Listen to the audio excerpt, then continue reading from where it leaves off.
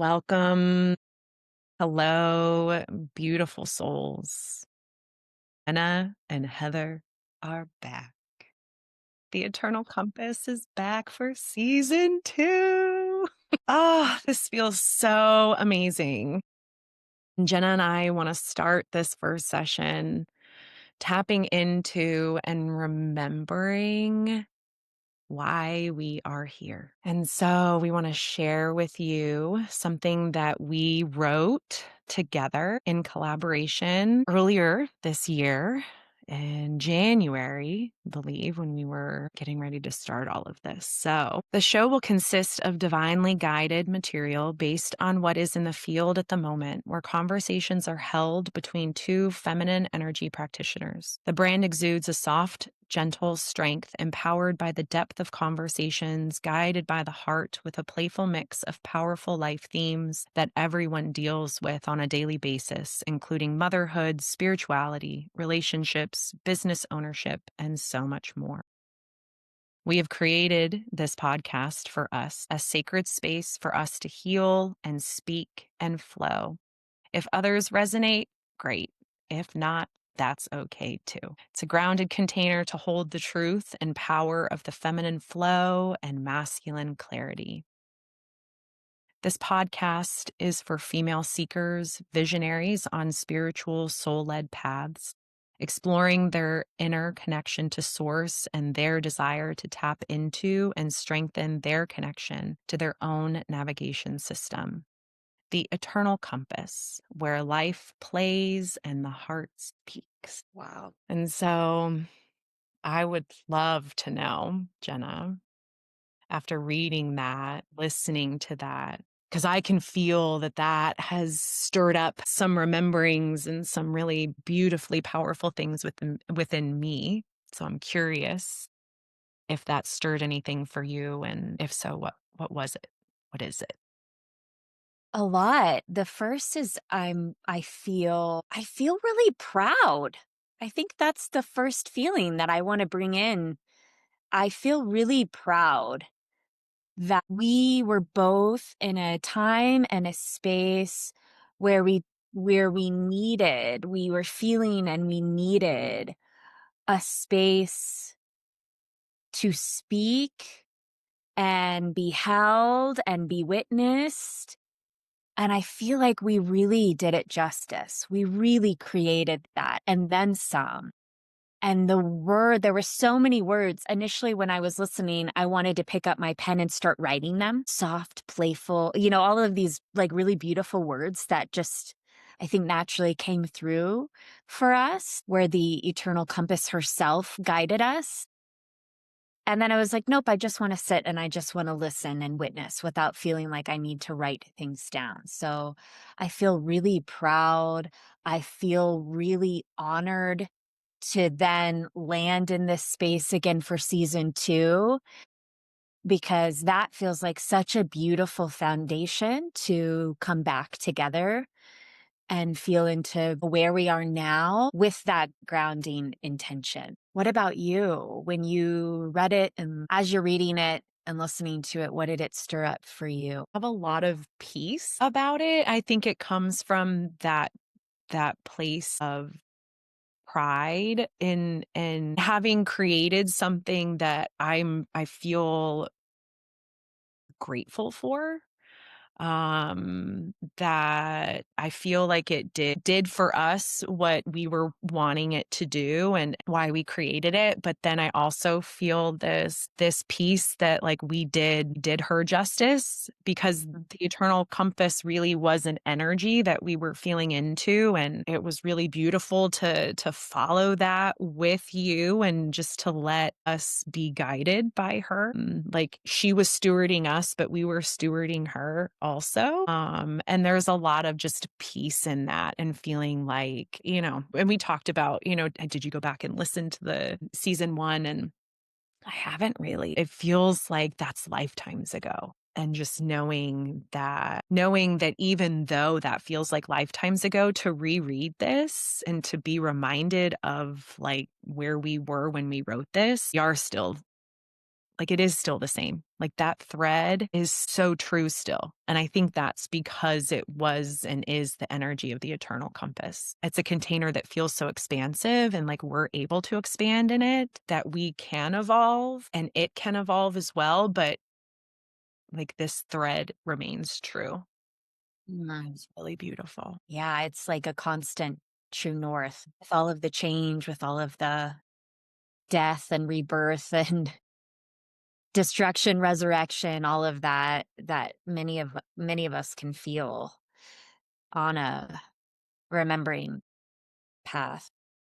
It Yeah. consistently is for I feel like our true north. Yeah. Yeah. What is the remembering path for you? Like, what does that mean for you? Great question. I think I used to call it a healing path, right? Or a healing journey. And a few years ago, I changed my language to say remembering journey, reclamation journey, or remembering path.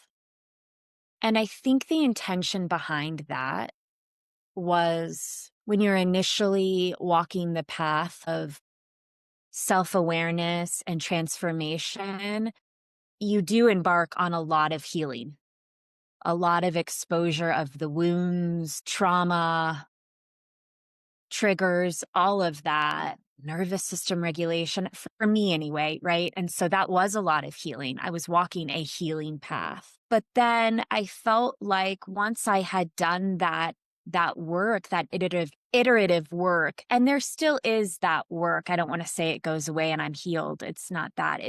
It's taken on a different structure and a different way that it's moving me. And the remembering path for me is to walk and body and to know that everything that I am looking for, because a lot of healing can be looking outside of us, like what breath strategy do I need to do today? Who do I need to work with? What book? Oh my gosh, how many books I've read. Like, give me more information, more information. The remembering path is saying, no, no, no, dear one. Everything you need is within you. It's tuning in, going inside and remembering the tools are within, remembering the information is within, remembering everything that you're seeking, whether it be for healing, whether it be for a dharmic purpose, like finding a greater purpose or a vision, is within me, whether that actually be my own energy, the energy of my ancestors, this multidimensional self connected to our eternal self and our eternal compass. So that's what the remembering is. And for me, it's been a very strong declaration of that, because I feel like part of us, they say that we don't remember for a reason. And I do think that is so. And also, I don't know. I don't know. Like, so then that brings up this fire within me to say, no, it's actually my divine right to remember whatever I'm holding within me, whether that's ancient codes of how our ancestors were, or things that we did in our past life that, we had to hold and we had to hide or else we would die. Now we can remember. Now we can remember, we can restore, we can return. Yeah. What about you? I was getting goosebumps just listening to you. And honestly, so I too definitely felt and walked that healing journey. And I what I was what came when I was listening to you is like, yes, the healing journey, it's almost like you reach a point and it transforms. Because you no longer look at yourself as broken or needing healing, but you recognize that, yes, like you've forgotten or like you no longer need to look outside of you. And so the healing isn't so much about healing, it's just about remembering. But the term that came as I was listening to you is, I think it was like the last word that you just said. And it's like now it's about, or at some point, and I don't know about you, but I kind of feel like this and it speaks to what you and I have spoken about like personally is it is a returning journey now, or like the remembering journey transforms into this like returning journey where you or returning path where like you are just simply returning to the truth of like what you've always been. And so for me, the remembering was a lot about exactly what you said. Recently, what's been coming is the remembering is also like the echo of my future self that is traveling from the future to the me that's here and present now in this moment. And when I'm remembering what was, and I've remembered that, and so somewhere down the line I have recreated it and like brought it back into this realm. The me now is remembering the future. And so now that's where I feel like it's now the returning journey where I'm like returning to the future self. This is like so I love these conversations because I don't know if I'm making sense, but in my mind I see it and it like makes complete sense. And so yeah, it's like the journey just keeps spiraling, right? And so you just up level at certain points. And I don't know that you can control when that happens. Things just shift, right? And like you pop into that like different perspective, higher understanding, expanded awareness piece. Yeah, it's that dance of expansion, retraction, and then integration or reintegration. I feel like that really explains that spiral piece, and then each time you kind of come around after that dance is like the returning of something that maybe you felt you felt before, but you have fresh eyes, or Mm. now that you've gone through that really shitty ass situation that was really hard, now you have clarity and you can see it very differently. And oftentimes that like you said, you pop, sometimes it is that. It's just like a and you can see it differently and it seems like, oh, well, yeah, of course. But you weren't in that energetic space to be able to align to it before because you needed to, yeah, expand, retract, Yeah. fall apart, come back together again. Yeah.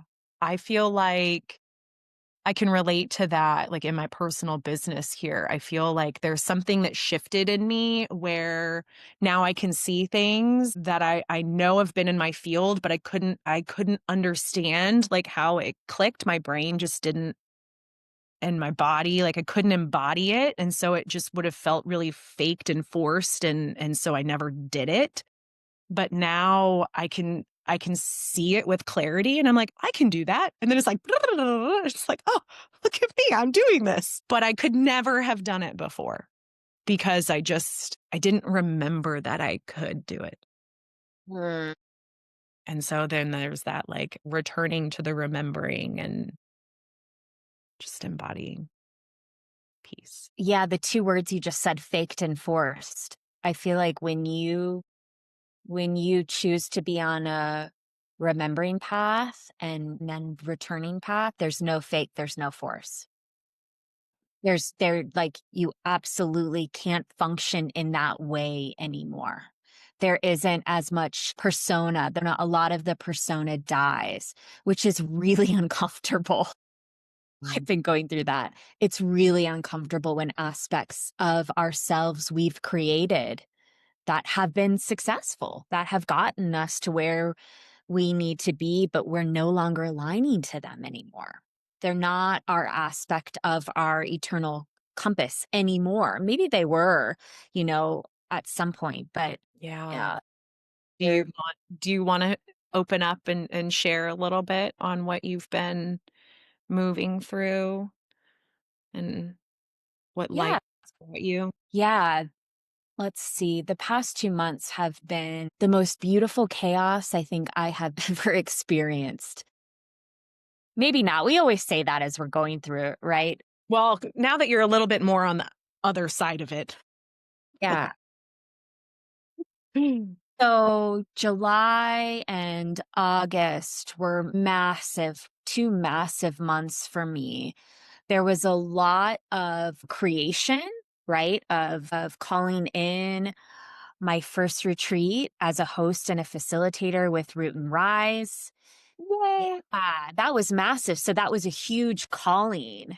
And while I was doing that, I was still functioning in this aspect of myself that I've been in for since my early teens, even my teens, actually, my late teens, which is being an educator, being a teacher, and being the job was an educational consultant. But, I that has morphed over time, but I've still like was connected to it so much. And I left that job in July. And then I went to another retreat, not hosting, but as a participant in August. That was a dance retreat and so many other things. And I felt like once I came back from the dance retreat, because when you're creating and there's a lot of action and movement, a lot of your energy is forward. And so for me, a part of me really likes that. Like I get lit up by that, like, ooh, I'm on fire and create because you're really aligned to purpose and you have a way to connect and direct your energy and like, there's your target. Let's do it. So with me, with the like Root and Rise and then this beautiful dance retreat, Vela, it was really easy for me to direct my vision, my goals, my purpose. And then when I got back from Vela, there was the energy like really flipped where I was also kind of forced. I want Say, I don't know that it felt comfortable. Like it wasn't nice, right? Like it was like, yeah. It was nice at first. It was nice and kind of cute and sexy at first, this integration. I put it on my calendar. I got back on a late Sunday. I was like, ooh, Monday all day integration and so it was at first. It was like, "Oh, okay, I'm feeling some big feelings. Oh, what's this? Let's explore it. Let's journal." And then a part of my mind thought, "Okay, we're ready to like move on and go back to like that creative energy of like moving it out again. You've integrated." I'm putting that in quotes. And what I was finding is that I needed to take a lot more time. And that brought me to so many deep, deep depths of feeling so deeply. Because oftentimes when we're busy and we're doing and we're creating, we're not feeling at the depths that maybe we need to. And so with having that amount of time of not being immersed in my consulting job, both of the retreats are over. No, I wasn't really like planning my next event or something, even though I kind of wanted to. It did feel like force, the beautiful divine force where, I was asked to let go of the resistance and I was asked to like fully immerse in this energy. And the energy was the way it felt was a deep, deep, deep grief and sadness on so many different levels. There's what I've gleaned from it is there were two different big aspects or themes. The first one was I was grieving. Let's see. So having these two beautiful retreats that were really around sacred sisterhood and being around other women where we could show up in full authenticity and like be in our full magic and essence together and create together. My soul felt so seen and it felt so natural. And so when I came back, there was a massive grieving of not having that in my life. Yes, I've been creating that in my business and like calling that in, but there was this deeper embodiment of that, which brought this deep, it was like frustration beyond frustration. Like I had to grieve this, this remembering of what sacred gathering and community was, is, and could be.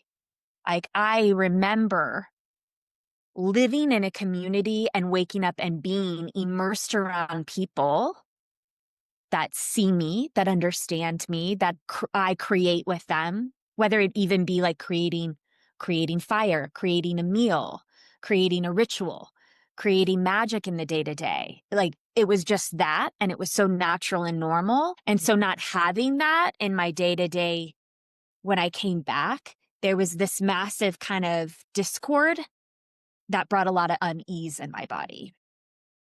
And then the second massive grieving, which I'm still in, I'm moving in a different way because I feel like once you grieve, then there's this, it's the longing. So that once you grieve it, then I'm finding that I'm like coming up for air and it's slowly moving me and I'm allowing it to move me. I have to pause because the emotion is still so raw. A lot of the Vela retreat was around connecting to our ancestors. And for me, I haven't done a lot of ancestral work, actually. I've done a lot of work within my immediate family and maybe my immediate ancestral lineage, meaning my parents, grandparents, like people that I've known. And I've done a lot of work with the multidimensional self. But as far as my ancestral lineage, there's a little bit of almost there is. There was and is still shame, I think, there because my ancestral lineage is mostly English, German, Swiss, European, Irish. And I think because of colonialism and yeah, there was almost this push of not wanting to connect into my roots of ancestry. And so Vela brought this calling of connecting in a very deep way for me. So the shame and stuff that was part of the grieving, like grieving that, but also what's been coming through is I'm getting these visuals and I'm getting these feelings in my body. I'm getting really big womb tingles just telling you this is I'm feeling this lineage of women in my ancestry, and what keeps coming is unfertilized dreams. Mhm. I can feel all of their dreams where they were too scared, physically unable for safety to fertilize their dreams. And so they died, but they didn't really die. Mhm. And now I feel like I'm tapping into all of what could be for them within me. Like, bah! So Mm. that's a lot. And so I'm still in the process of letting that move me and letting it move me in a way where I'm giving it space and tenderness and patience and not wanting to like take it and do something with it.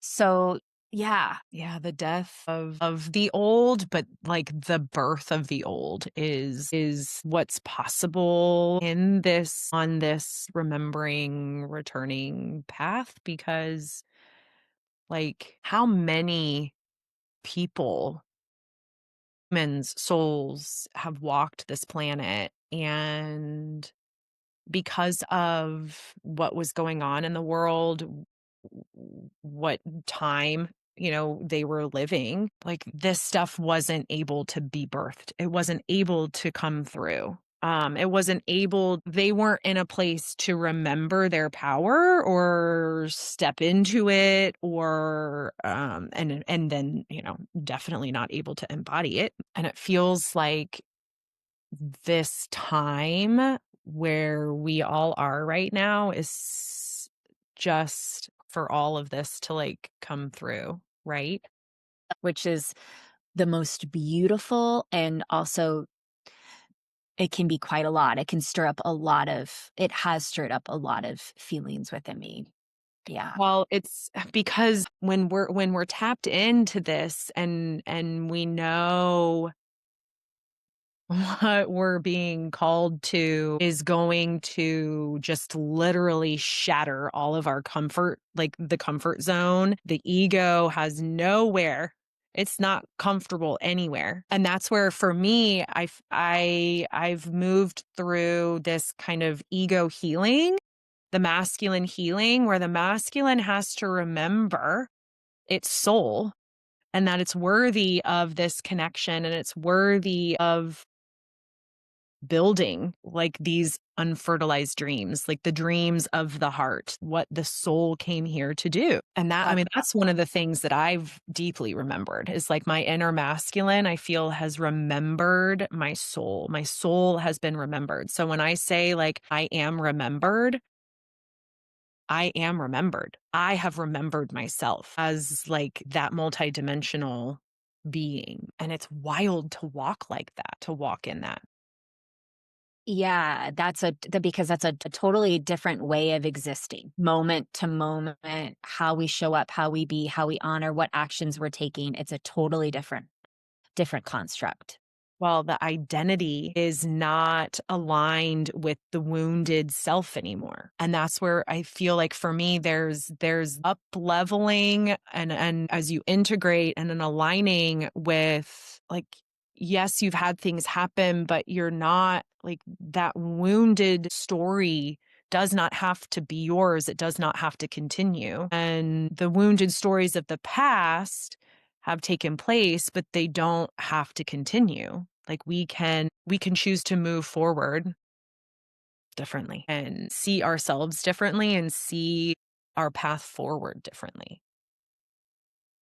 And I feel like that's what is going to allow us to bring like these things that are so much bigger than we can even imagine actually into this world. Cuz I know you and I have talked about like the things that we're being called to bring in are like so much bigger than we can even imagine, but yet like also simple and lovely and you're right, like it's not ego big and we're just making it about ourselves. It's just an energy that's bigger than us. Bigger than our ego conscious mind for sure. Yeah. And that's a lot of the ego cringes. What did you say? The ego shattering or you said it earlier that I loved the way you put it. I really connected with that. And you speaking to the wounds, what's interesting with that is I think feeling into this grief and Heather, you've talked about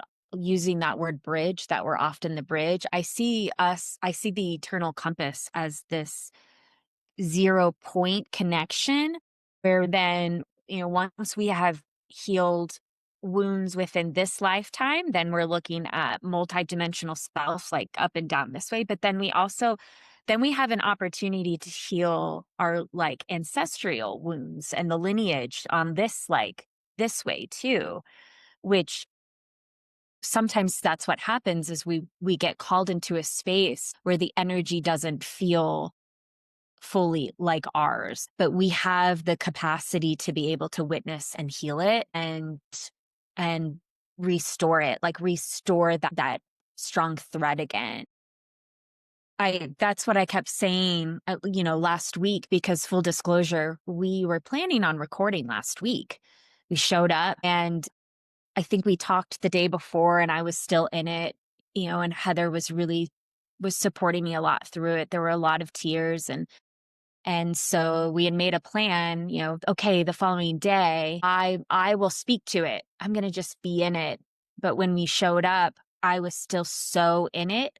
It was hard for me to even speak. There were a lot of tears and I kept saying it just doesn't feel fully like me. It wasn't fully my energy, which kind of scared me a bit. Feeling better now.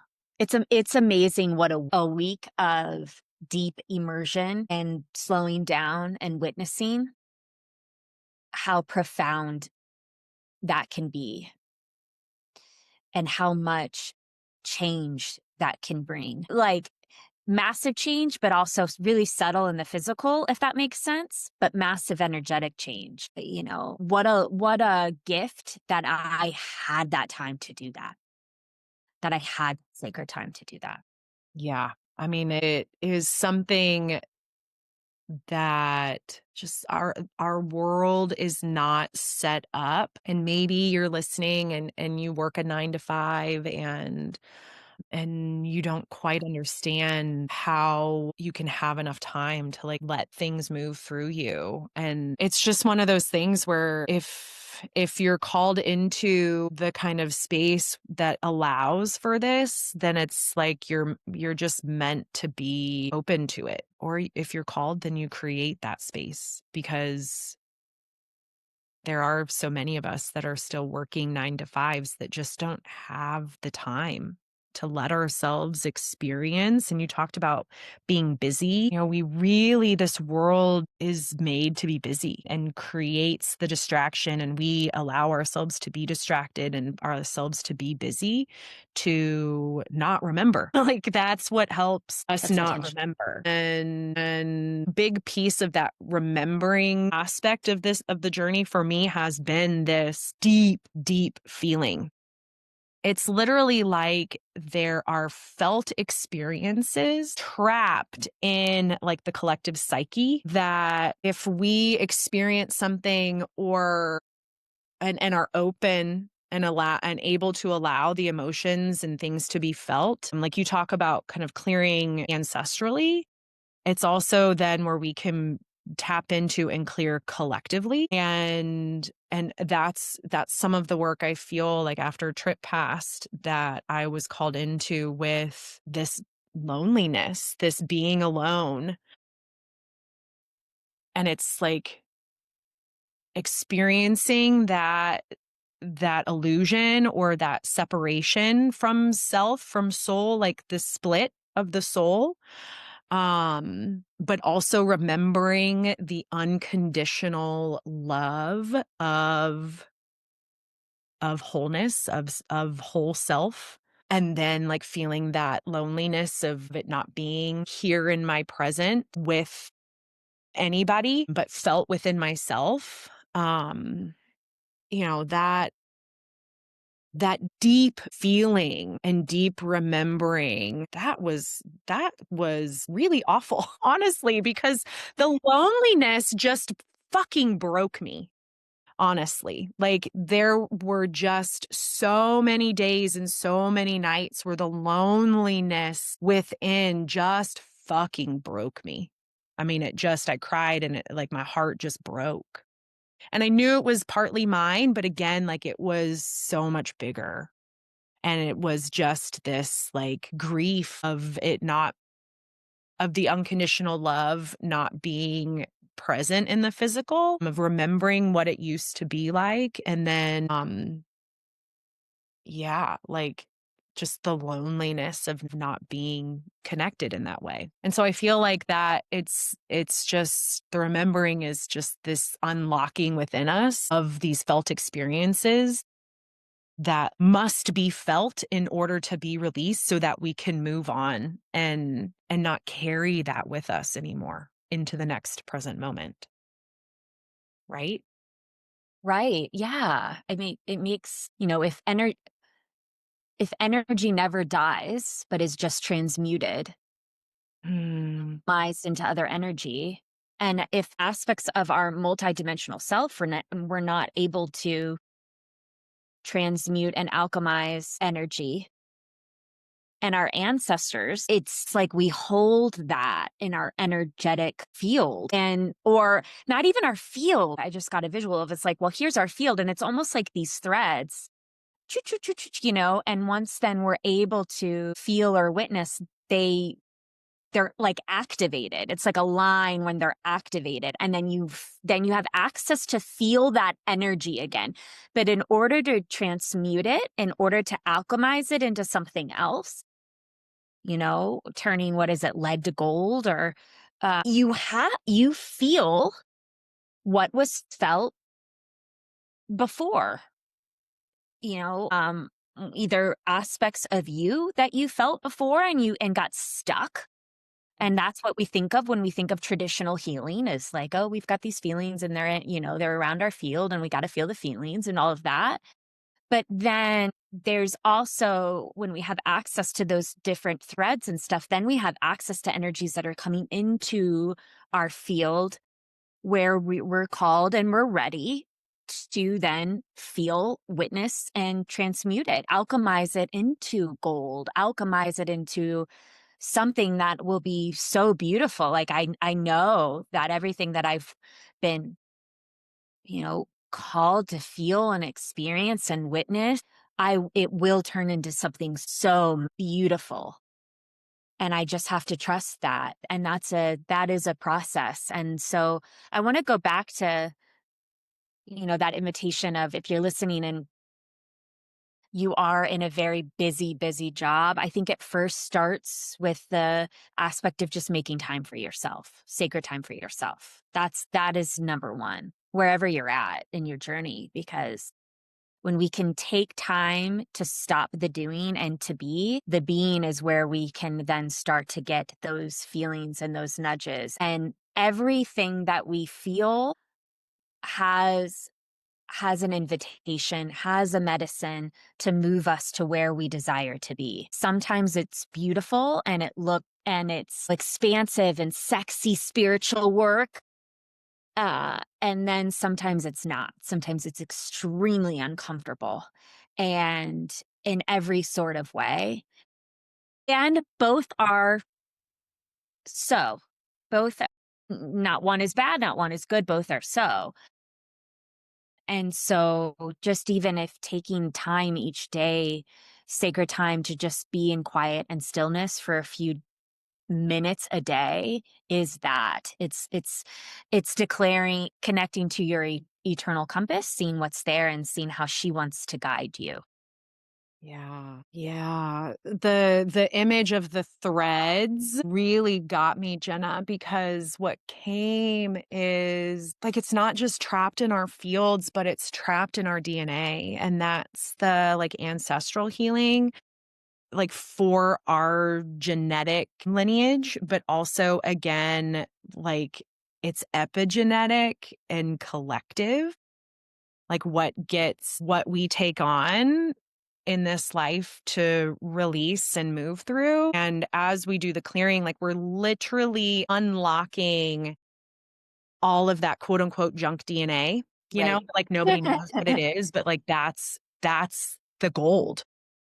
I think they probably do know what it They is. know. They Yeah. will tell us. But that's Yeah. like, that's the gold. Like, that's where the light is. That's the remembering. When you take time to feel what's fucking trapped in that darkness, it turns to fucking light. Sure does. And then what we are building with, literally, like the building blocks of our bodies change. Because we're not just building with what, like the 4 strands, but the 12 strands of DNA.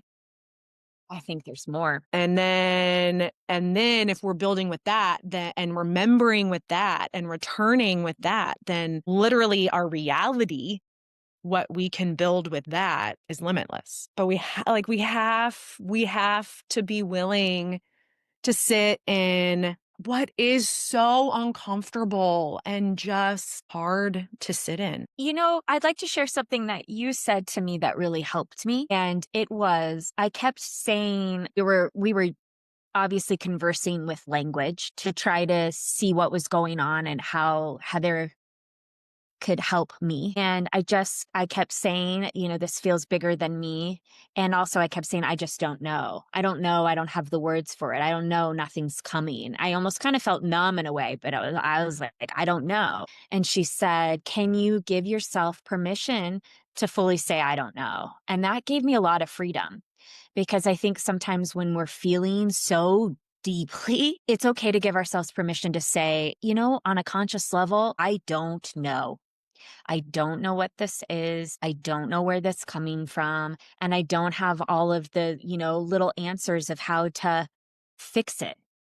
I'm just going to be in it and I'm going to trust it. And then I also did some work of just protecting it in, golden white light to ensure that there wasn't any, insidious energy that wasn't made for me to transmute, that was keeping me down in a way that was important for me as well.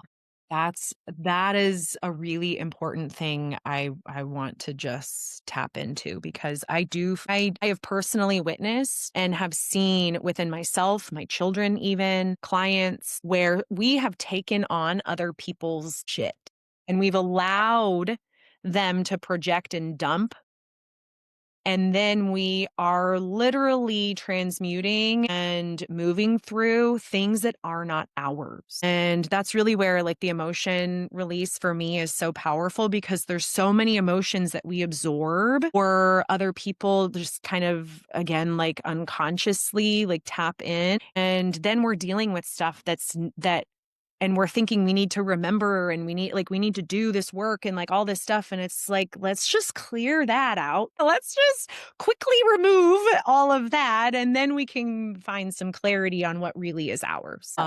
Yeah, the I don't know, I mean, that came from just personal experience where I had to give myself permission to not know like what I was moving through on a conscious level. My soul knew something, but my mind kept trying to make sense of it and wanting to, yeah, like move me out of it. And it made me very uncomfortable to say I don't know. But when I finally gave myself permission to say that and just not even become friends with the unknown, but allow myself to sit in the unknown. Is that what it was? It just like there was a shift where it's like, wow, okay, like this is okay. I'm okay. I'm okay not knowing. It's okay for me to not know, Yeah, not knowing. I like that. It's safe not knowing because there's a part of me that, we want the answers. We want the answers. We want the vision. We want the way. We want the tools. We want the handbook. Give me the guidebook. Where is it? What do I do? And it is safe not knowing because there's an aspect of us that is doing massive work and Yeah, that already knows, right? little small mind. It's like, oh, cute little ego. Like you just sit over there, like sit on the couch, take a nap, Yeah. like cute little thing. You don't need to worry about this. Just trust it. Trust it. That's Yeah. incredibly uncomfortable. Yeah. Well, yeah, that's really like exactly what I experienced. And it was this summer. I mean, my summer, July and August were so dark. I don't know if anybody else can relate. I mean, those were the big months that you said were really big for you. And, I was just like I was really heavily shown that my ego wanted to know where this space is, where I'm gonna end up. Like I know it's real. I'm gonna know. I need to know. I've And done the work. I've done the work. It's time. something I forget exactly like where how I was shown, but I just slowly let go and like it's okay for me to not know right now and I will know when I'm supposed to know. I keep feeling like the and it feels like a returning and a remembering of where this future self is. I feel like the door is about to unlock, and so like with every I'm like oh it's like no, no, okay, I'm still not knowing. There's this charge of anticipation that like I can tell it's close. And so learning to play in that, like not knowing and just like, all right, that's not easy, but I'm not grasping and reaching for the knowing. And it's interesting because I know you can relate to this. Like, I feel like our feminine energy knows, like there's a claircognizance. And then for me, I don't know if you can relate to this, but like my masculine energy will drop clarity in that just knows, right? But then there's this ego of me that's like, oh, I know, I know. And so it's like discerning where that knowing is coming from. And it's the ego that's pretending it knows and like pretending, I know this is how it is. I know I've been there. I think I've spoken like that to you before. And now I can look back and like kind of cringe and be like, you thought you knew, but no, we don't know. The ego also wants to direct it. to Yeah. have control. Control. That's the biggest thing. And so you have been in a space of like feeling the dream, tending to the dream, drawing, writing, feel go, like taking divine action. You've taken a lot of divine action over this last year, in many different ways. And so then I think the ego is like, okay, if I write it all down, I've done all the things. And the last step is that deep surrender. That release. Yep. Yep. Well, and that's where like during these dark months, I met what like I think my ego could have said is like, this is it. Right. Vision, the soul, the heart, the all-seeing eye that has seen what's in the heart knew that this is not it. And so yeah, there was this massive release, like inner release of just aligning with what I've seen and recognizing that that is again like my future self showing me what already is. And like I'm not going anywhere but there. And so I don't need to do anything more. I can go rest on the couch and wait to be magically surprised in Oh some my gosh. weird, lovely It's way. insane.